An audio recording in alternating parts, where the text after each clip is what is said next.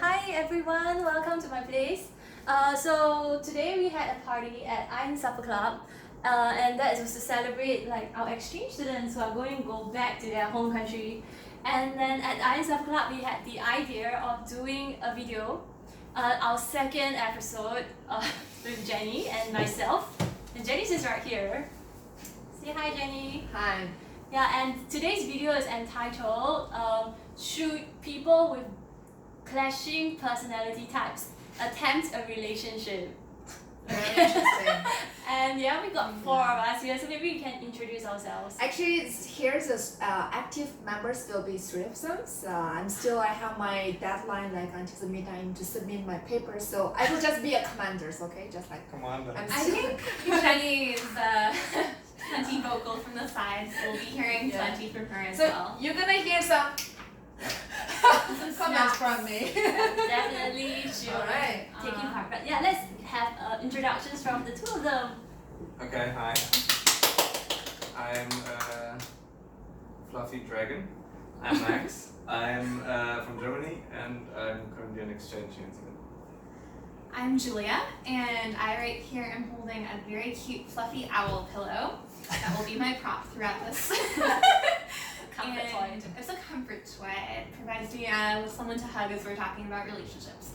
And basically, I'm from the US, and I study at Johns Hopkins University, and I'm also on exchange here in And Singapore. she's really smart. She's like top student kind of material.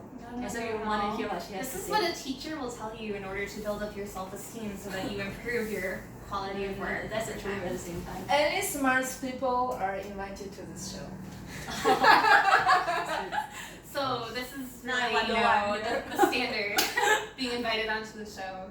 Okay, and if you don't know me, my name is Gwen. I'm a student at LKOS PP. I'm Singaporean. So I think the youngest person here is Julia. She's kind of young. She's in her 20s. Max is still in his 20s, but he's in his late 20s. And for me and Jenny, we are already in our 30s. So I guess it provides us with a diversity of views from different age groups. And we are looking at people from different countries as well, different continents. Europe, the US, so North America, Asia, and Central Asia. So yeah, we're gonna have quite a spread of views. And why do we always talk about relationships, Jenny? Can you just explain why are our episodes always about relationships? Okay, here comes the Go stand a director. little bit. Director. Relationship. It is one of the most important. It is the foundation of the human relationship, of course. Yeah, and in last episode we talked about before loving others, how to love ourselves. So now I think it's a really good transition, like just through listening different cross-national, cross-religious, like cross-ethnic dating relationship or any relationship. It can be like romantic or it can be just any Friendships. friendship. Yes, yes. You can share more about like how's this like loving others. Yeah, look for you. Yeah, what are the challenges or what you could have done much better? So maybe provide some good piece of advice to Alright. our audience and friends. Okay, sure. Thank you so much. So that's our director on the side, busy working on her paper, which is due in a few hours' time. Okay, but let's just start with our token mail, which we always have. Yeah, would you like to start? Token though. What's that? every something to episode we eat. have a male figure. Is that something to eat? No. Okay. So Would you like to chime in on like personality types and how you think that works into relationships? Personal. yeah, so from my experience, it's of course we when we search for people, it's nice to see yourself in the other person in a way. So that's why I think at first you're always attracted to people that are similar to you. But I think when it comes to long-term relationships or kind of keeping up a relationship, what's more important from my experience is to have someone that kind of complements you and has maybe a kind of different personality type, a different view on the world than you do, because that complements you and that helps you maybe get over some troubles that you have, because for that other person the things that you have troubles with are of non-concern for from the other person and vice versa. So that's really, from my experience, the thing that I think is important. Thank you, Max. Yeah, let's hear from Julia. What do you think about that? Do you want to have a complementary partner, or do you think that you have to have someone who's similar to you in a relationship? I think the most important thing is to have similar values, but to have different ways of expressing those values. So if you aren't compatible in terms of like the parts of you that are closest to like your inner identity, then you might not work out in the long term. But on the other hand, when it comes to careers that you focus in or different aspects of your personality, it's really good to have someone who will expose you to different things, different hobbies, someone that you can respect in their own particular sphere where they are acting and they perform very well. But then to have them be able to look up to you and respect you in other different areas that you perform better in. So that's my general. Yeah, no, I was thinking the point about having similar values is very, very true and real, because in the end, you know, as a mother myself, I realized that like relationships will bound to lead somewhere one day. Eventually you might get married and you might have children, and if you can't even agree on certain fundamentals before you get married, what will it be like after marriage, right? Like how are you going to transmit those values to your children? Like they can't understand complicated gray areas. Sometimes they need to have very clear boundaries, like this is right or wrong. And I find that sometimes when we deconstruct like relationships too much in this postmodernist era, we forget that relationships, especially romantic ones, are meant to lead somewhere, lead to marriage and eventually having kids. And if you can't have like common understandings on certain foundational values, then there's going to be a practical difficulty when you get there. What do you think about that, Max? So I think, like, even if you don't think of relationships from that perspective, that they are necessarily to lead somewhere, because I think from my perspective, yes, sure, that's also for the relationship I lead, that's clearly a possibility that is there and something that we think or we talk about, but it's not that I think of every relationship that you have as something that necessarily needs to lead in a direction that you just mentioned, like marriage or having kids or whatever. But still, I agree that having similar values or similar kind of also maybe somehow similar upbringings as well helps, because then you yeah. So I'm curious on if you think maybe the past or the future is more necessary to be similar How do you to mean? like when you're talking about having similar upbringings, so it's more focused on the past. Yeah, but that no, just in the sense that it really has a strong impact on your values, basically. So that's what I mean. So if you have similar upbringings and similar kind of family backgrounds, for example, I mean, I've realized that there's differences between people that came from a family that is still intact or people that come from families that are not. And so these are things that might make things more complicated if one partner comes from a background that is not the same as the other one. So that's what I mean with similar values or similar ideas about what relationships maybe are or how to treat one another and all these kind of things. But not that I think that I value whatever upbringing or any kind of this is not So I think there's an interesting question that I've been thinking lately, like falling in love. For me, I'm quite a scientific and rational person. I like to think myself as one anyway. And I think that like human beings, we are created to fall in love. It's like a neurological reaction, right? When you meet someone and there's like that moment of spark and attraction and oh, I'm in love with that person. So how does that like contravene your good senses? Like after we've talked about, oh, you know what, my future spouse is going to have complementary personality types, but similar values. But what happens if you have met someone and that person does not fit into that criteria? Do you think that relationship can still work? And like, if you don't think it works, or why do you think so? It depends on the individual in question, I guess. And probably if you have that strong of a push to be with someone, then it might be worthwhile, depending on the situation, to try it out for a short time. And if it fails, and if you thought it was going to fail from the beginning, maybe that's not even a problem and you're still learning from that experience. And you're still being brought together for a short time for a reason.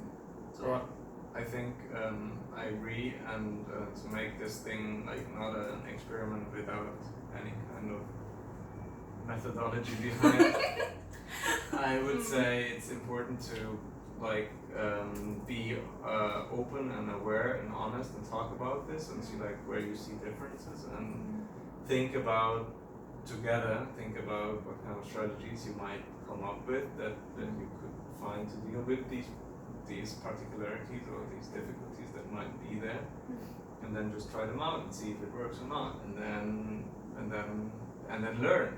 And I think these personality types. So we've been talking about these 16 personality types before when we had the dinner, and Julia mentioned that of course they are not fixed, so they change. And I think the same thing happens in a relationship. So myself in one relationship, I'm a totally different person. Not totally, of course. I look the same.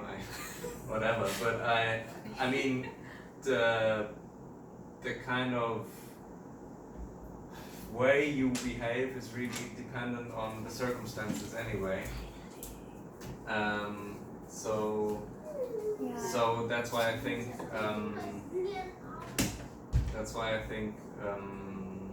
you can shape yourself and the relationship through these kind of conscious learning cycles. Yeah, it depends on your own personality type as well, because for me, I'm someone who tends to mirror another person very easily. So that has an effect of putting someone else at ease, but it can also mean that you are kind of changing yourself depending on who you are conversing with, having a friendship with, and you like pick up on certain. That's why I think it's characteristics but that's easily. why I think it's so important to choose your.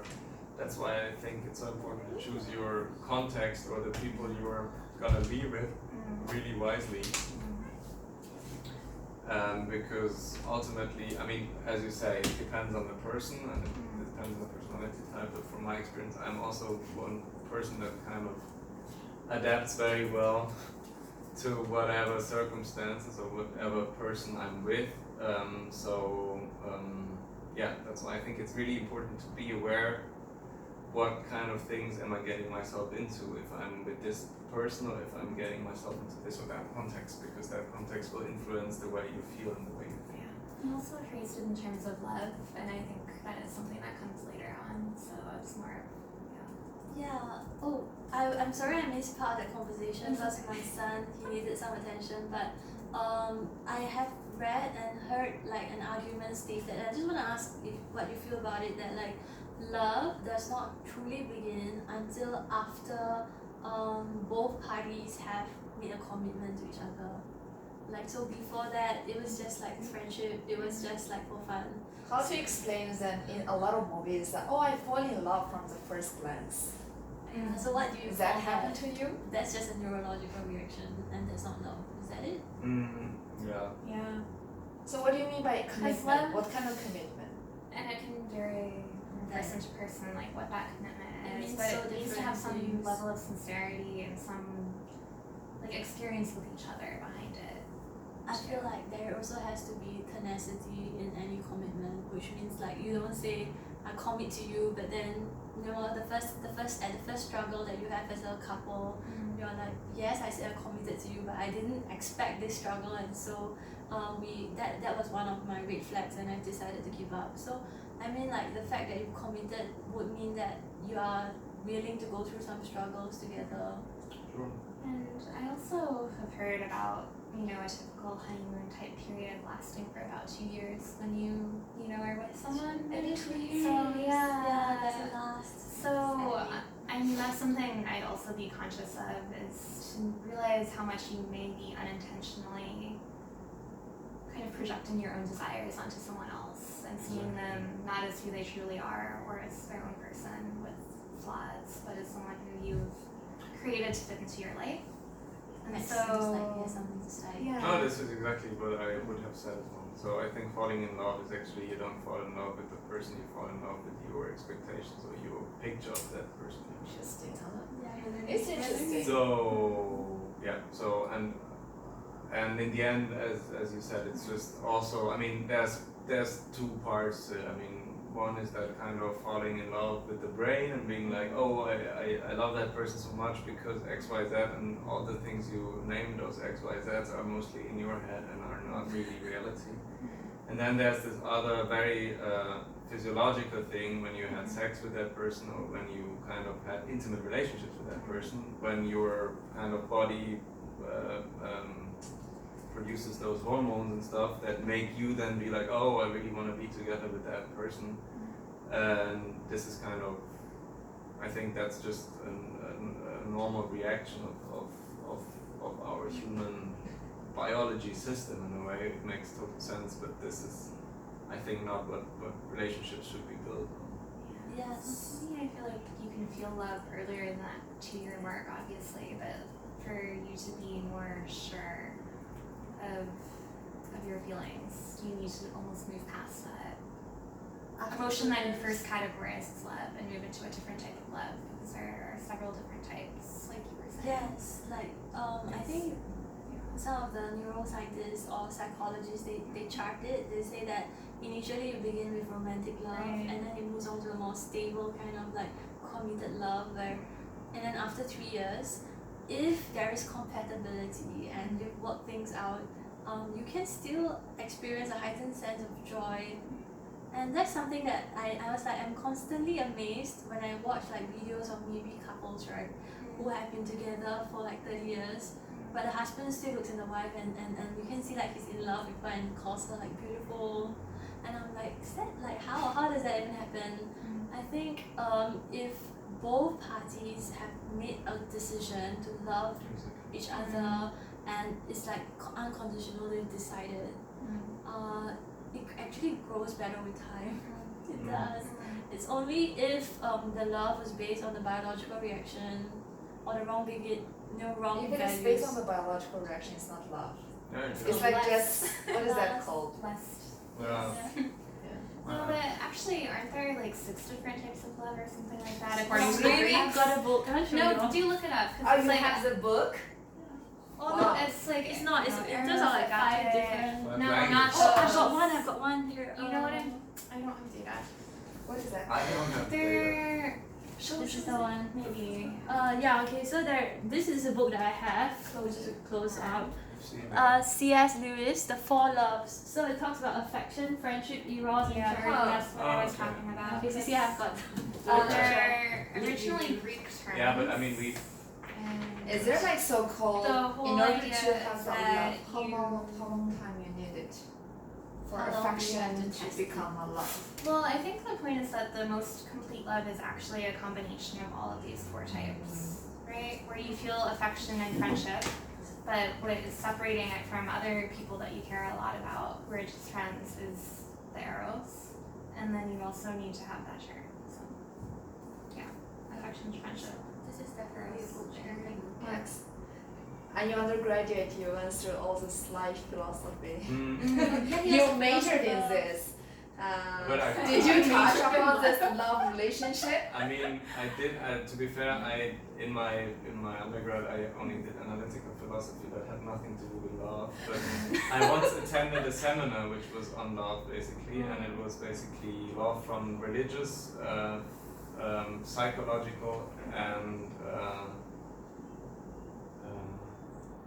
religious. What was it? Eros, agape, sexus. So Yeah, it's exactly. kind of a religion, philosophy, and psychology kind of, and that was also quite interesting to see how, like, basically the old Greeks had this idea of 2 halves that would come together to make a whole, and that's again kind of and putting emphasis on what we started off with, kind of that it makes sense to search for someone that kind of makes you more whole in the sense that he is complementary to yourself, which is already something that Greek philosophers, I don't know who it was exactly, we've read, I think it was Plato, but I don't know. But then you have the platonic ideal of love to go Exactly, there, that too, that was, I think, which I also find problematic because I don't know, it's the same thing where you're almost dehumanizing the other person through that idealization.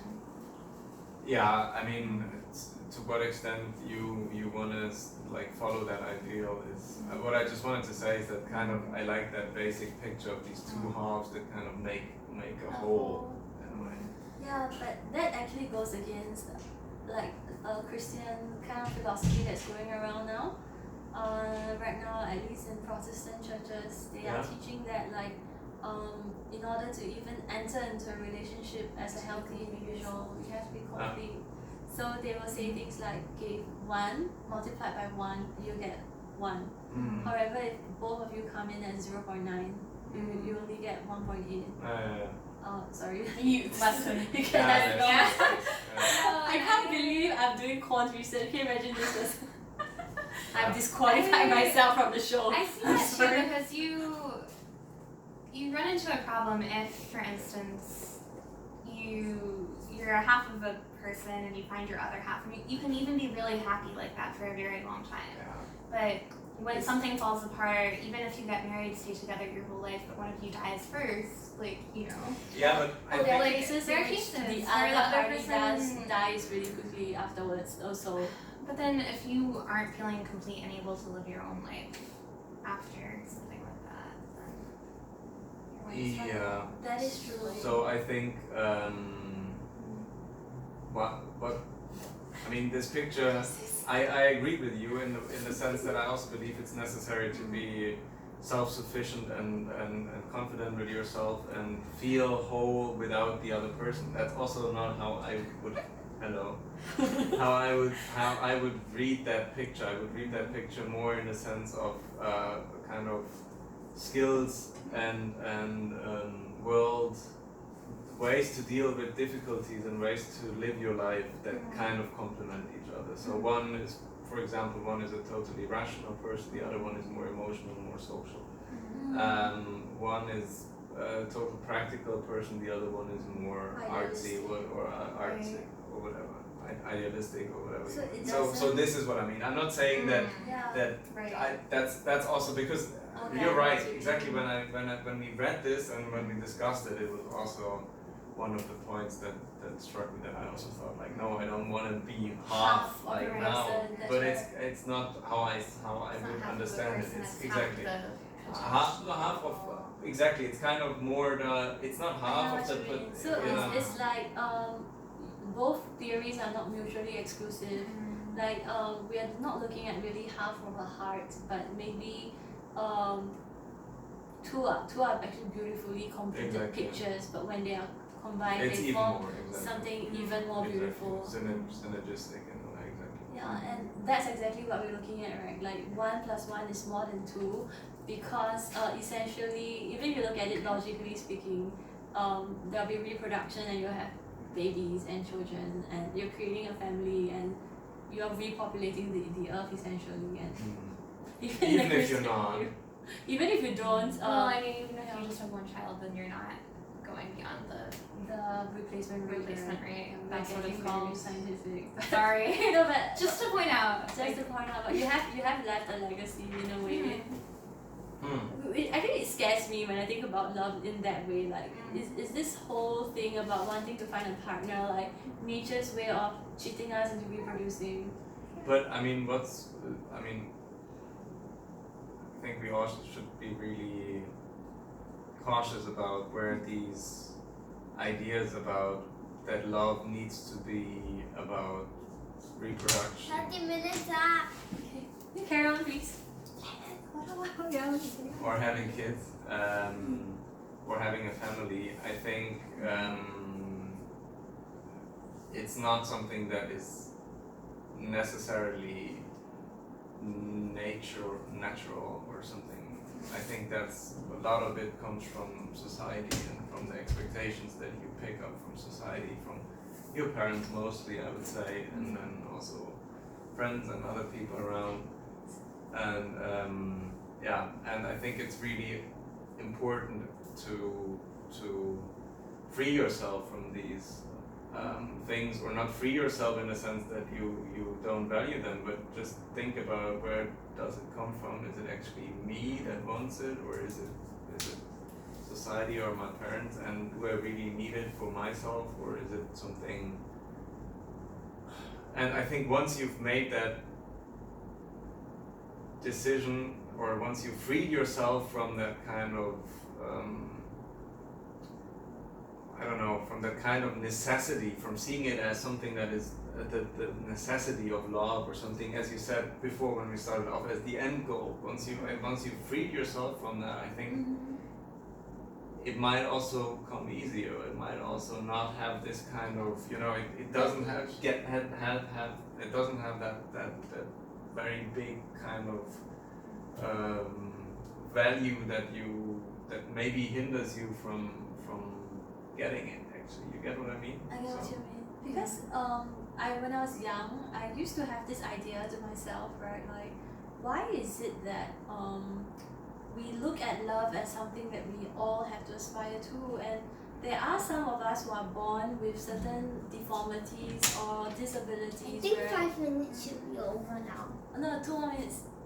Yeah, and like, what if you are born in a certain way that makes it almost impossible for you to actually find someone who would like you?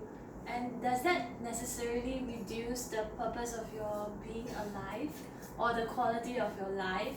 Like, do you really need to be in a relationship? Yeah, exactly. Yeah, no, you don't. You just need other forms of love in your life. Okay, 2 minutes over. Aww, You know like what? a mother-son You know love. what? Actually, I would like to take these advantages. I want Okay, I think the video should come to us.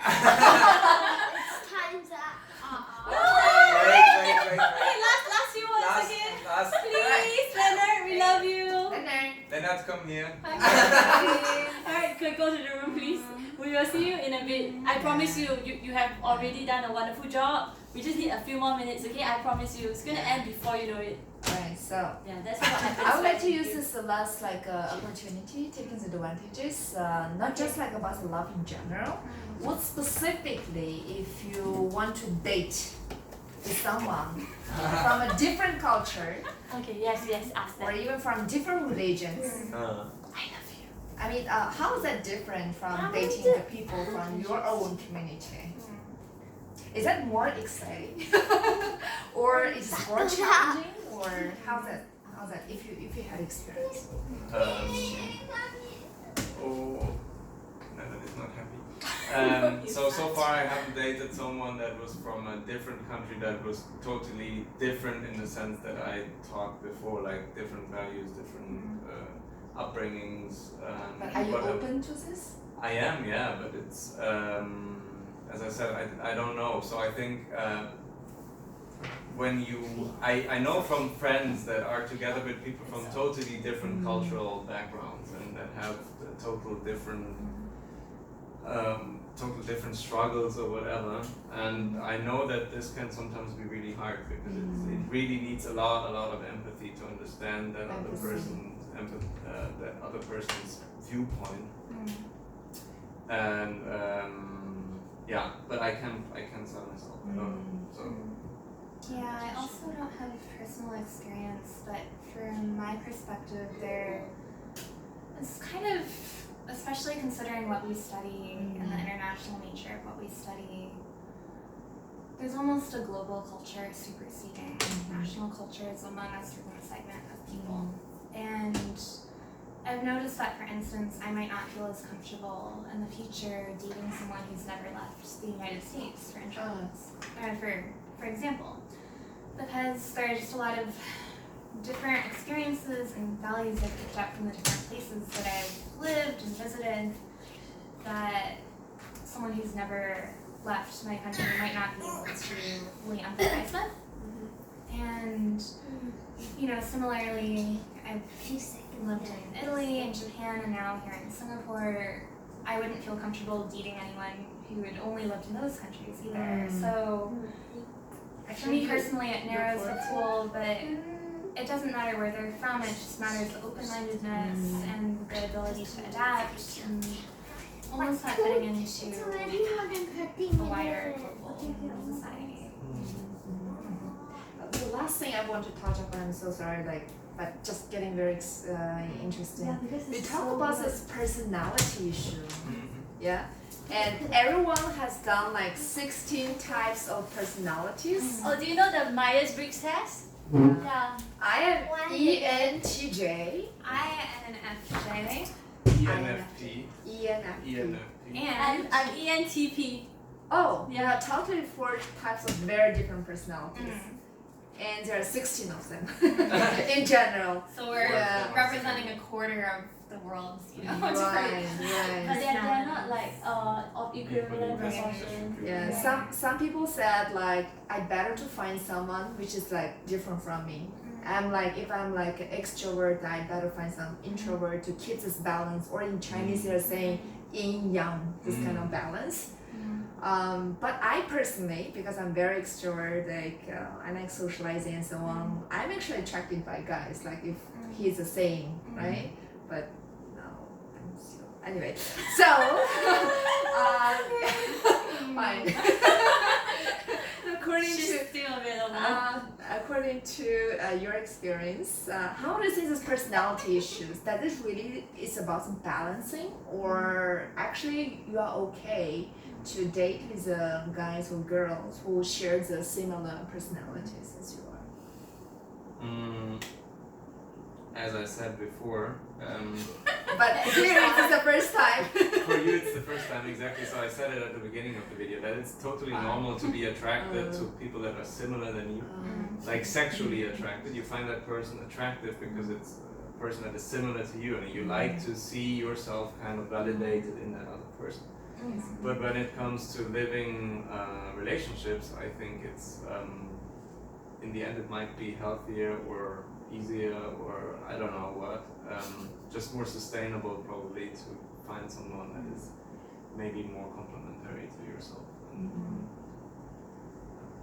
That's So Why remind me don't again your you try it out? Why don't you try it out? Like you try dating 2 guys and then you just find out through practical experimentation. So now Guan is proposing to make some experiments, Yeah. like love She's a laboratory. matchmaker right here. Whoever wants Try to date difference. Jenny, yeah, Introvert and extrovert, and yeah, let's see what just happens. find right? out. You don't have to be official. You can just go out with an introvert and an extrovert Okay. and see how that You have works to out. like leave it for a long enough time because the whole point was it takes longer to see what's sustainable, and you don't know what's sustainable in the short term. Yeah, and then You have at least to- you need to give me the samples for me to make this experiment. in which case, I just want to have a caveat here, okay? Like, so she'll have to get into this relationship, but then once you get into it, then all the hormones that we're talking about are going to kick in.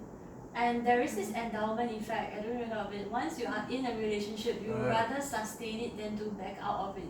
So I want to just give you a warning, like, can you please think twice before you experiment as well? I'm not just asking you to just casually get into anything, okay? Yeah, but actually I'm kidding because I'm the person very like concentrating. It's not possible for me to have 2 or. Yeah, I mean, not at the same time, but yeah. Over the course of your life, research has shown that men are Research again. likely to have 5 to 6 intangible partners, research. and women are likely to have 4 or 5. Time's up. Okay, so I guess this video has to come to an end because we decided like we're gonna do about like 30 minutes. So thank you, Leonard,